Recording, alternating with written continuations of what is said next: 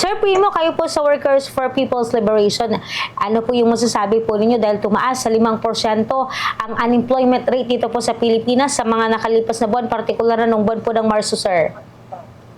Expected po yan. Actually, tulad ng nabanggit ko sa inyo nung mga nakaraan, dahil dito sa problema natin na actually mahaba na to itong sinasabi naming crisis sa cost of living, na nadagdagan pa ng problema sa krisis sa langis, no? So amin pong nakikita talaga na ito ay hindi mapapasubali ang mangyayari at maaring lumala pa. Kasi nga po, ang lalong-lalo na yung ating mga kababayan sa hanay ng mga nasa mangingisda at saka sa mga drivers, lalo na yung mga nasa jeepney, tricycle.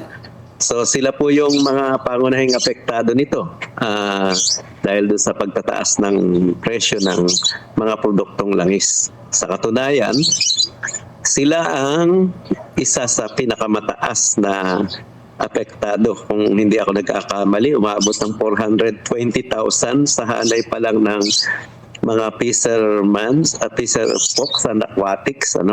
So isa yan sa pinakamalaki. At ang susunod ay yung services, maabot siya ng 270,000. Yan po ay ang karamihan dyan, yung mga ating mga kababayan sa hanay ng transportasyon at iba pang may kinalaman doon sa mga gumagamit ng langis o produktong langis sa kanilang hanap buhay. So yun po ang mga pangunahing apektado ngayon. Bagamat kahit sa manufaktura ay mayroon din pong halos substantial na bilang ng mga manggagawang affected, dahil na rin po yan sa ang nakikita naming dahilan dito sapagkat humina yung kakayahang bumili ng mga mamamayan. So natural na hihina rin yung production, no? Kasi sa paghina ng kakayanang bumili, natural na apektado yung production. At yun po, magkakaroon na yan ng parang pagsasanib-sanib ng epekto na ang dulo ay yung pagliit ng pangangailangan ng produksyon sa pamilihan sapagkat walang pambili at saka itong epekto na nitong pagtaas ng presyo ng langis na nakakadagdag o nakakapagtaas ng presyo ng mga bilihin na ang kahulugan nun, humihina ang market, humihina sa pamilihan dahil limitado na yung nabibili ng mga mamamayan.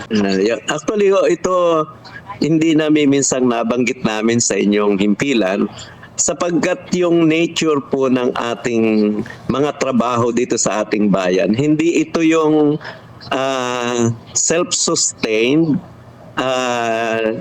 na ang mga uri ng trabaho natin dito ay hindi yung production sa ating sariling agrikultura at production sa ating industriya na nakatuon sa paglikha ng pangangailangan ng ating mga mamamayan. Mayroon kang supply dyan pero imported, wala kang nakikreate na trabaho at lalong lumalala dahil nga tumataas yung inflasyon, nawawala ng trabaho, so lalong nagkakaroon ng epekto dun sa pamilihan. Kasi nga kapag maliit ang sweldo at nawawala ng trabaho yung mga manggagawa, liliit yung konsumo, natural. Ay kung mahal pa, di lalong kukunti lang yung dumadaloy na supply sa pamilihan. So yun po yung kahulugan ng epekto ng inflasyon at saka ng unemployment. Humihina yung capacity to buy ng mga mamamayan at the same time tumataas yung presyo ng mga bilihin, lalong lumiliit yung bilang or yung volume ng produkto na kinukonsumo ng ating sa mga pamilihan. Samantalang kung ang ating attention, ginawa na natin yung ating mga assignment, yung patindigin ng ating sariling industriya sa enerhiya na napakarami naman nating resources dito. Tayo'y nasa equatorial zone, maraming supply ng init ng araw, may supply ng mga geothermal, windmills, kung ano-ano pa. Liban pa sa mayroon din tayong mga mina ng langis at yung sinasabi ko nga yung natural gas. So, kung pinagtuunan lang ng pansin ito ng gobyerno, hindi tayo caught on the act. Hindi ito mangyayari sa atin. Di ho ba? So, yun po ang aming tingin dyan sa kung kaugnay ng kung anong grado meron ng ating gobyerno. They failed and they will continue to fail habang hindi nila ina-address yung basic foundation ng economy ng ating bayan.